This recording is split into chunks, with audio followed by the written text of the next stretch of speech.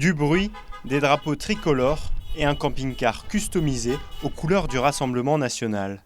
Le parti de Marine Le Pen s'est lancé dans une campagne itinérante à travers les villes et villages savoyards à l'approche des élections. Si le tractage traditionnel n'est pas délaissé, le RN a voulu tout de même multiplier ses moyens de communication. Maintenant, Chambéry. Chambéry, on klaxonne pas trop, on passe. Et dès le moment où on voit une terrasse, tac, un petit coup de klaxon, etc. Histoire de lever le nez. Là, les personnes qui sont au bout de la rue nous voient.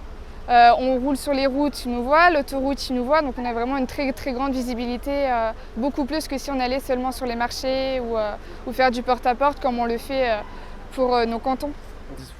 Il y a de l'échange, comme des fois on s'est arrêté dans des villages, on a de l'échange, mais après c'est vraiment une visibilité du parti en Savoie national. Et après on a une visibilité aussi qui est pas mal sur les réseaux sociaux. Le tractage politique se fait aussi et surtout dans des lieux de vie. Au marché Novel d'Annecy-le-Vieux, plusieurs partis se partagent l'allée commerçante. La liste régionale d'Europe Écologie Les Verts distribue des tracts biodégradables qui deviendront des fleurs une fois arrosées. En se rendant sur les marchés, il s'adresse ainsi à un public ciblé. On croise toutes les générations sur les marchés, mais plus particulièrement les personnes plus âgées qui, comme vous dites, n'ont pas accès aux réseaux sociaux, aux sites internet.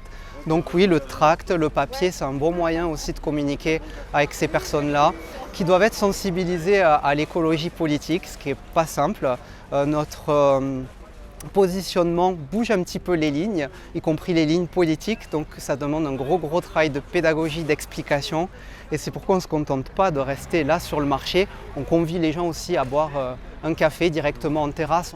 Les différentes listes ont jusqu'à vendredi soir prochain, date de fin de campagne, pour mettre en avant leurs propositions.